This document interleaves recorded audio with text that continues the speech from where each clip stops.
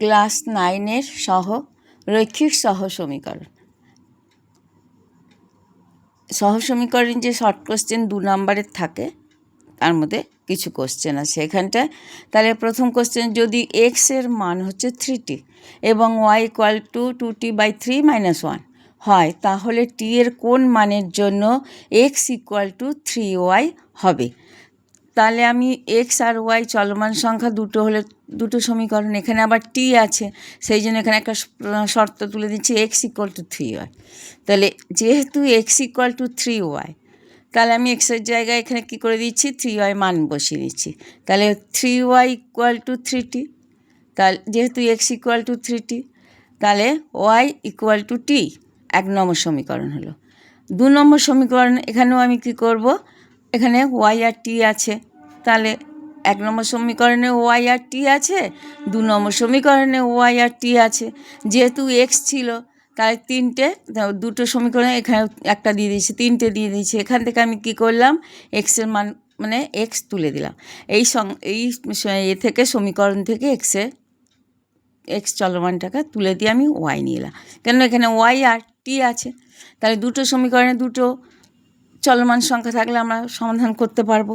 তাহলে 1 নম্বর 2 নম্বর সমীকরণ কী হচ্ছে, ওয়াই ইকুয়াল টু টি আর এবং ওয়াই ইকুয়াল টু, তাহলে তুলনামূলক পদ্ধতি করছি, তুলনা করে পাচ্ছি কি না, বাম পক্ষ যেহেতু সমান, তাহলে ডান পক্ষ টি ইকুয়াল টু এইটা 2t/3 - 1, তাহলে টি এর মান এখানে 3t ইকুয়াল টু 2t - 3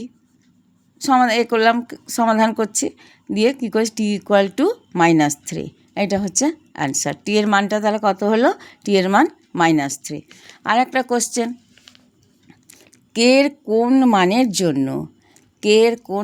জন্য 2x + 5y = 8 এবং 2x - ky = 3, দুটো সমীকরণ দেখো, দুটো সমীকরণে কে এর মান চাইছে।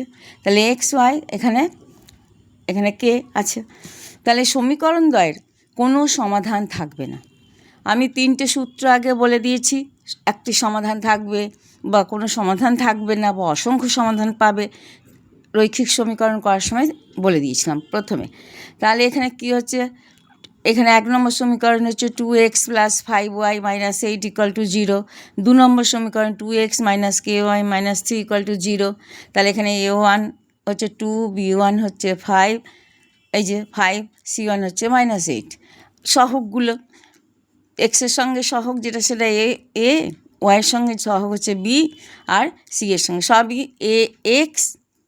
এই সমীকরণের সঙ্গে তুলনা করছি, এক্স + by + c = 0।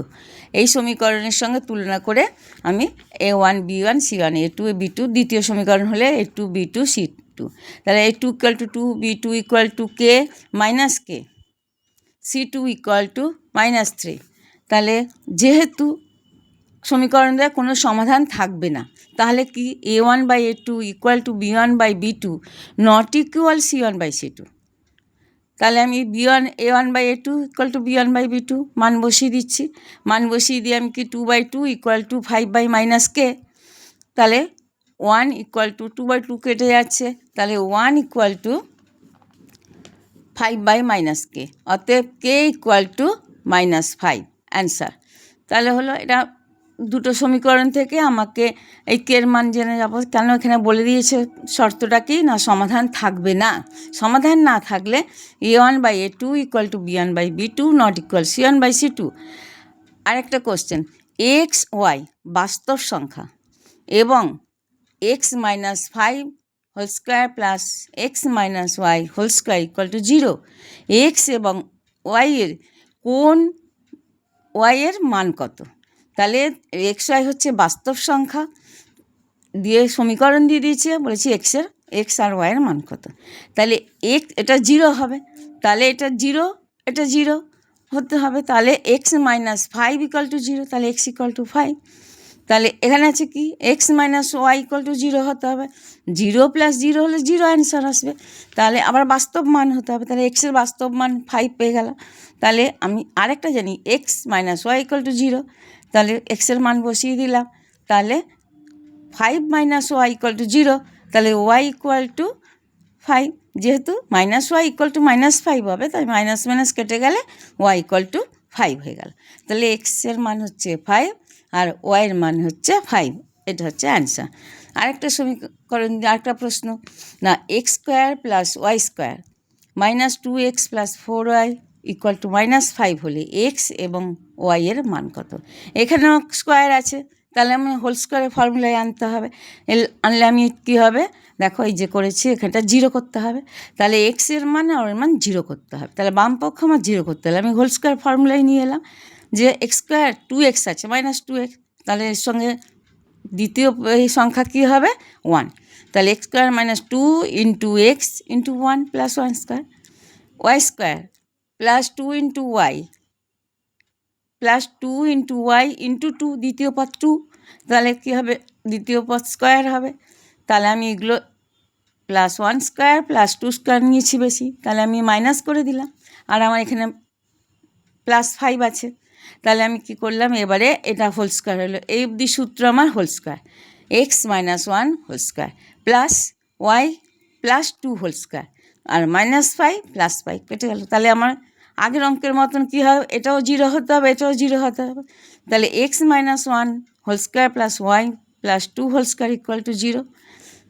তাহলে x minus 1 equal to zero, নাহলে আমার যদি এটা জিরো হয় তাহলে আমি জিরো পাবো না, তাহলে x minus 1 equal to zero, তাহলে এক্স ইকুয়াল টু 1, এবং y plus 2 equal to zero, তাহলে ওয়াই ইকুয়াল টু মাইনাস 2, তাহলে এক্সের মান হলো 1 আর ওয়াইয়ের মান হলো মাইনাস 2। এই কোশ্চেনটা হলো আরেকটা কোশ্চেন, আর এর কোন মানের জন্য এই একটা সমীকরণ এবং এই একটা সমীকরণ দ্বয়ের সমাধান সম্ভব নয়? সেই আগের 2 নম্বর কোশ্চেনের মতন, যেহেতু দুটো সমীকরণ দেওয়া আছে, সেখানে আর এর কোন মানের জন্য এই সমাধান সম্ভব নয়, তাহলে এখানে সমীকরণ দুটো লিখে নিলাম, নিয়ে A1 B1 C1 করলাম, A2 B2 C2 করলাম। প্রথম সমীকরণ হলো A1 B1 C1, দ্বিতীয় সমীকরণ A2 B2 C2, তাহলে ওইটাও একই সূত্র, তাহলে A1 by A2 equal to B1 by B2 not equal C1 by C2, সমীকরণের সমাধান সম্ভব নয়। তাহলে মান বসিয়ে দিলাম, মান বসিয়ে আর বাই 4 মাইনাস আর equal to minus 3 by minus 1, তাহলে আর ইকুয়াল টু পূর্বপদ আর উত্তরপদ গুণ করলাম, তাহলে মাইনাস 1 দিয়ে গুণ করলে মাইনাস 1 কেটে গেল, তাহলে আর ইকুয়াল টু 3 ইন্টু 4 মাইনাস আর, তাহলে 3r প্লাস আর ইকুয়াল 12, তাহলে আর ইকুয়াল টু 12 বাই 4 সমান ইকুয়াল টু 3, তাহলে আর এর মান কত হলো 3। এখানে শেষ করছি।